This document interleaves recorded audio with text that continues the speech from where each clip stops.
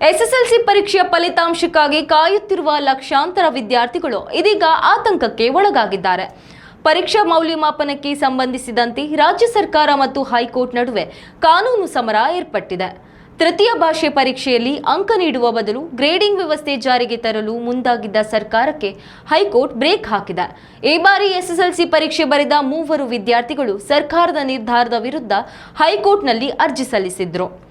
ಪರೀಕ್ಷೆ ಆರಂಭವಾದ ನಂತರ ಅಥವಾ ಪರೀಕ್ಷೆಯ ಮಧ್ಯದಲ್ಲಿ ಮೌಲ್ಯಮಾಪನದ ನಿಯಮಗಳನ್ನು ಬದಲಿಸುವುದು ಕಾನೂನು ಬಾಹಿರ ಎಂದು ಅರ್ಜಿದಾರರು ವಾದಿಸಿದ್ರು. ಅಲ್ಲದೆ ಅಕ್ಟೋಬರ್ 28, 2025ರ ಸುತ್ತೋಲೆಯನ್ನ ಪಾಲಿಸಬೇಕೆಂದು ಅವರು ನ್ಯಾಯಾಲಯಕ್ಕೆ ಕೋರಿದ್ರು. ನ್ಯಾಯಮೂರ್ತಿ ಇಎಸ್ ಇಂದರೇಶ್ ಅವರಿದ್ದ ಏಕಸದಸ್ಯ ಪೀಠವು ಏಪ್ರಿಲ್ 15ರಂದು ಮಹತ್ವದ ಆದೇಶ ಹೊರಡಿಸಿದೆ.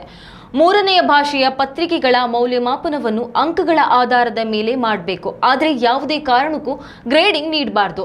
2025-26ನೇ ಸಾಲಿನ ಪರೀಕ್ಷಾ ನೋಟಿಫಿಕೇಶನ್ ಹೊರಡಿಸಿದಾಗ ಯಾವ ನಿಯಮಗಳು ಜಾರಿಯಲ್ಲಿದ್ದವೋ ಅದೇ ನಿಯಮಗಳ ಪ್ರಕಾರ ಮೌಲ್ಯಮಾಪನ ನಡೆಯಬೇಕು. ಪರೀಕ್ಷೆ ಮುಗಿದ ನಂತರ ಅಥವಾ ನಡೆಯುವಾಗ ಮೌಲ್ಯಮಾಪನದ ಕ್ರಮವನ್ನು ಬದಲಿಸುವುದು ಸರಿಯಲ್ಲ ಎಂದು ಹೈಕೋರ್ಟ್ ಅಭಿಪ್ರಾಯಪಟ್ಟಿದೆ. ಹೈಕೋರ್ಟ್ ಆದೇಶದಿಂದ ಸಂಕಷ್ಟಕ್ಕೆ ಸಿಲುಕಿದ ಶಿಕ್ಷಣ ಇಲಾಖೆಯು ಈಗ ಪುನರ್ ಪರಿಶೀಲನಾ ಅರ್ಜಿ ಸಲ್ಲಿಸಿದೆ. ಶಿಕ್ಷಣ ಸಚಿವ ಮಧು ಬಂಗಾರಪ್ಪ ಅವರು ಮಾತನಾಡಿ, ಗ್ರೇಡಿಂಗ್ ವ್ಯವಸ್ಥೆಯ ಕುರಿತು ನಾವು ಹೈಕೋರ್ಟ್ನಲ್ಲಿ ರಿವ್ಯೂ ಪಿಟಿಷನ್ ಸಲ್ಲಿಸಿದ್ದೇವೆ. ಇದರ ವಿಚಾರಣೆ ಏಪ್ರಿಲ್ 21ರಂದು ನಡೆಯುವ ಸಾಧ್ಯತೆ ಇದೆ ಎಂದಿದ್ದಾರೆ. ಮತ್ತೊಂದೆಡೆ ಏಪ್ರಿಲ್ 24ರಂದು ಎಸ್ಎಸ್ಎಲ್ಸಿ ಪರೀಕ್ಷಾ ಫಲಿತಾಂಶದ ದಿನಾಂಕ ಘೋಷಣೆಯಾಗಿದ್ದು, ನ್ಯಾಯಾಲಯದ ತೀರ್ಪಿನ ಆಧಾರದ ಮೇಲೆ ರಿಸಲ್ಟ್ ದಿನಾಂಕ ಮುಂದೂಡಿಕೆ ಆಗುವ ಸಾಧ್ಯತೆ ಇದೆ. ಮತ್ತೊಮ್ಮೆ ಫಲಿತಾಂಶದ ದಿನಾಂಕ ಮುಂದೂಡಿಕೆ ಆದರೆ ಮೇ ಮೊದಲ ವಾರ ಅಥವಾ 2ನೇ ವಾರದಲ್ಲಿ ಫಲಿತಾಂಶ ಹೊರಬೀಳುವ ಸಾಧ್ಯತೆ ಇದೆ. ಕರ್ನಾಟಕ ಸರ್ಕಾರವು ಪ್ಲಾನ್ ಎ ಮತ್ತು ಪ್ಲಾನ್ ಬಿ ಸಿದ್ಧಪಡಿಸಿಕೊಂಡಿರುವುದಾಗಿ ಹೇಳಿದೆ. ಮೌಲ್ಯಮಾಪನದ ಪ್ರಕ್ರಿಯೆ ಈಗಾಗಲೇ ನಡೆಯುತ್ತಿರುವುದರಿಂದ ಹೈಕೋರ್ಟ್ನ ಅಂತಿಮ ಆದೇಶದ ನಂತರವಷ್ಟೇ ರಿಸಲ್ಟ್ ಡೇಟ್ ಫಿಕ್ಸ್ ಆಗಲಿದೆ.